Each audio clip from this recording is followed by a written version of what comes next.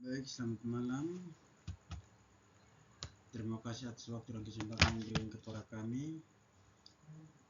Di sini saya atas nama Yohanes Kusupilawan dan teman saya atas nama Yunike Sintunai.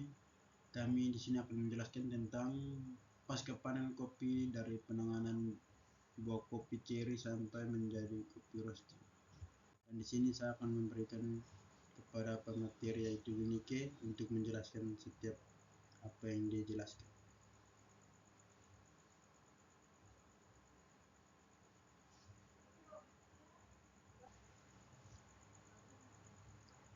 Penduluan. Kopi merupakan salah satu komunitas perkebunan yang memiliki nilai ekonomi tinggi dan menjadi salah satu minuman yang paling banyak dikonsumsi di dunia. Proses pengolahan kopi mulai dari panen hingga menjadi kopi siap saji merupakan serangkaian tahapan yang harus dilakukan dengan baik dan benar agar dapat menghasilkan kualitas kopi yang baik. B. Tahapan pasca panen kopi. Bagian proses ini dibagi menjadi 3 kategori utama, yaitu yang pertama penanganan buah kopi ceri. Tahap-tahap dalam penanganan buah kopi ceri meliputi A. Pemanenan, B. Sortasi, C. Pencucian, D. Pengeringan. Yang kedua, pengolahan biji kopi. Terdapat dua metode. Yang kedua, pengolahan biji kopi. Terdapat dua metode utama dalam pengolahan biji kopi, yaitu A. Pengolahan basah, B. Pengolahan kering.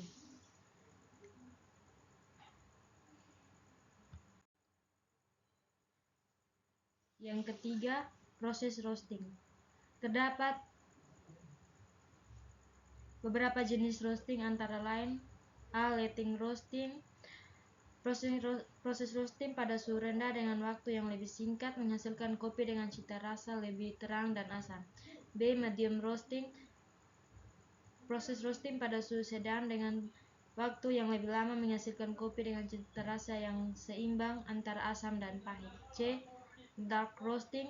Pada suhu tinggi dengan waktu yang lama menghasilkan kopi dengan cita rasa yang lebih gelap, pahit, dan berkarakter. C. Penanganan buah kopi ceri. Penanganan buah kopi ceri dalam proses pasca panen kopi. Yang pertama, pemetikan. Yang kedua, sortasi. Yang ketiga, pengupasan. Setelah tahap pengupasan biji kopi, melalui proses selanjutnya dalam pengolahan biji kopi, yaitu pencucian untuk membersihkan biji kopi dari sisa-sisa daging buah. Yang kedua, fermentasi untuk menghilangkan lapisan lendir pada biji kopi. Yang ketiga, pengeringan untuk menurunkan kadar air biji kopi. D. Pengolahan biji kopi. Tahap-tahap pengolahan biji kopi yaitu yang pertama, fermentasi. Setelah biji kopi dipisahkan dari daging buah melalui proses pulping, biji kopi masih diselimuti oleh lapisan lendir. Proses fermentasi dilakukan untuk menghilangkan lapisan lendir tersebut. Fermentasi dapat dilakukan selama 12-36 jam tergantung pada suhu dan kondisi lingkungan. Yang kedua, pencucian. Setelah fermentasi, biji kopi harus dicuci untuk membersihkan sisa-sisa lendir yang menempel. Pencucian dapat dilakukan secara manual untuk menggunakan mesin pencuci khusus. Yang ketiga, pengeringan. Langkah selanjutnya adalah pengeringan biji kopi.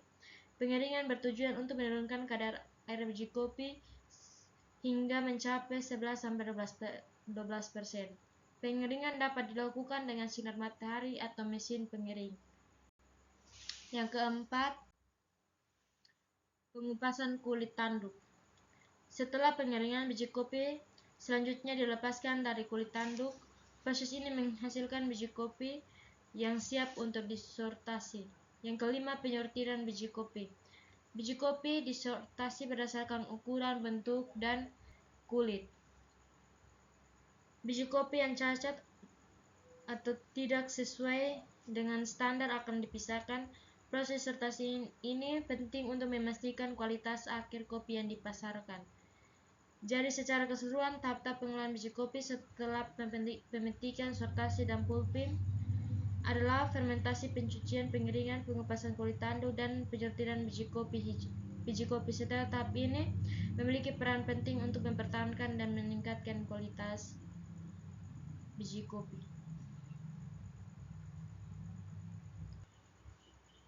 Baik, saya akan melanjutkan materi tersebut. Yang bagian ke proses roasting kopi. Yang pertama, persiapan roasting. Sebelum proses roasting biji kopi hijau harus melalui beberapa persiapan, antara lain penyortiran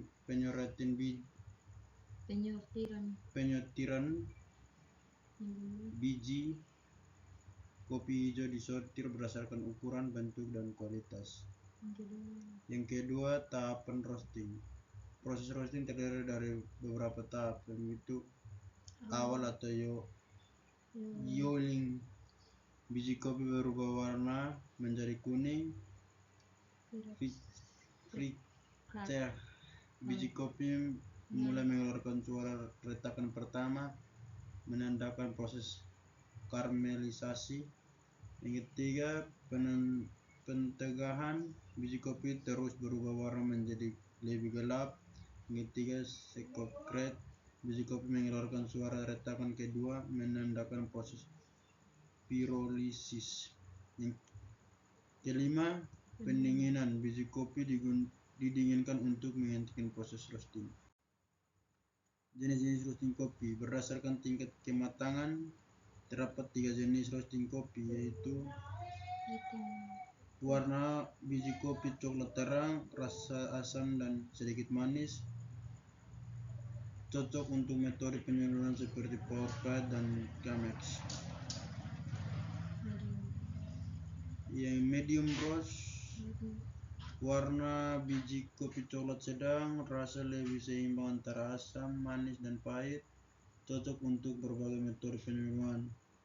Dark roast, warna biji kopi coklat gelap hingga hitam, rasa lebih dominan pahit dan karamel, cocok untuk metode penyaluran seperti espresso.